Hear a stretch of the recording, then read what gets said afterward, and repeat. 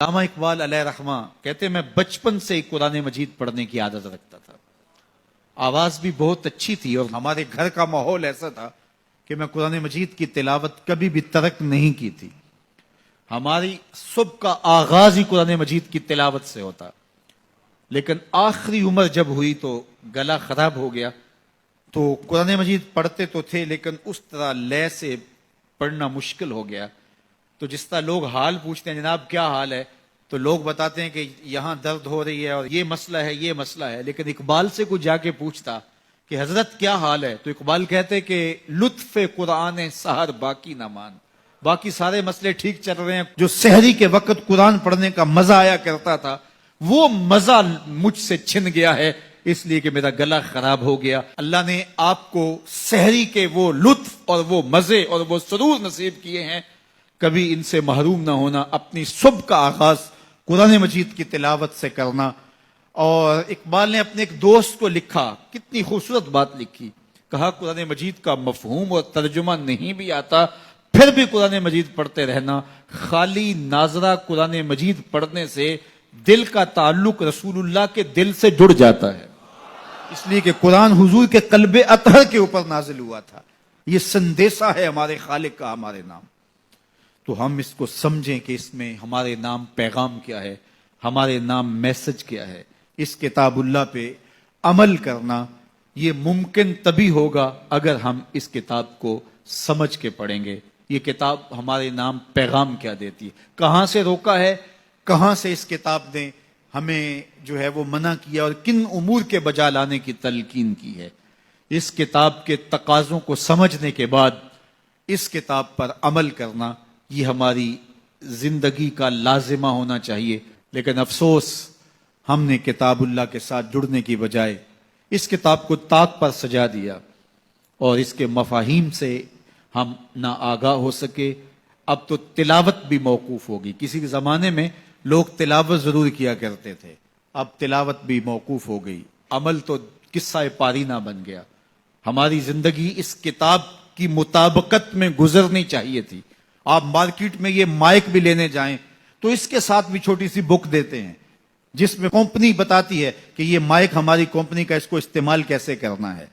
یار آپ جہاں سے جو چیز خریدے تو اس کے ساتھ چھوٹی سی بک ضرور ملتی ہے اور اس کا طریقہ استعمال بتایا جاتا ہے. جس خالق نے انسان کو پیدا کیا اس نے ساتھ قرآن بھی دیا ہے. اس کو پڑھتے جاؤ, زندگی گزارتے جاؤ. زندگی ٹینشنوں کا مجموعہ نہیں ہوگی. زندگی جو ہے وہ خوبصورت تمہیں دکھائی دے گی. زندگی حسین اور جمیل دکھائی دے گی اس لیے کہ یہ زندگی قرآن کی مطابقت میں گزرے. اور ایک مومن کی زندگی تو قرآن کے بغیر گزرنے ہی نہیں چاہیے.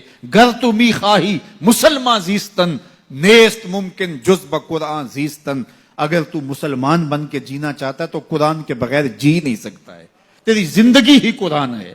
آج پوری دنیا کے اوپر مسلمان ذلت اور رسوائی کی زندگی کاٹ رہے ہیں. کبھی سوچا کہ یہ کیوں ہے؟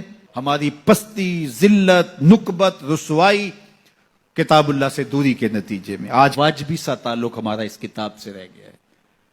اس کے مفاہیم سے ہم آگاہ تک نہیں ہیں. قرآن کہاں روک رہا ہے, قرآن مجید کی تعلیمات کیا ہیں.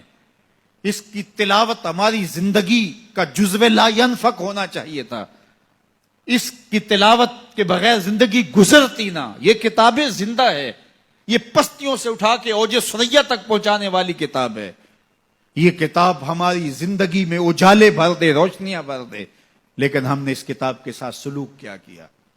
بڑا خوبصورت لہجہ اختیار کیا اقبال نے. ببندے صوفی و ملا اسیری حیات از حکمت قرآن گیری بآیاتش ترا کار جزی نیست کہ از یاسین او آساں بمیری.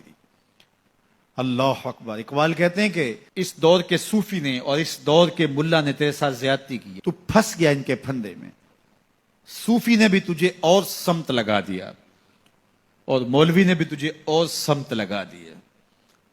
جو منصب تھا صوفی و ملا کا, تجھے جس راستے پہ ڈالنا تھا اس راستے پہ انہوں نے تجھے نہیں ڈالا.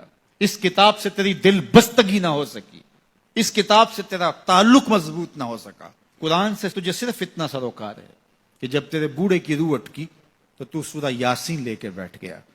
کہ میں اس کی تلاوت کروں اور اس کی روح آسانی سے نکل جائے. وہ کہتے ہیں اس میں کوئی شک نہیں کہ اس کی روح آسانی سے نکلتی ہے.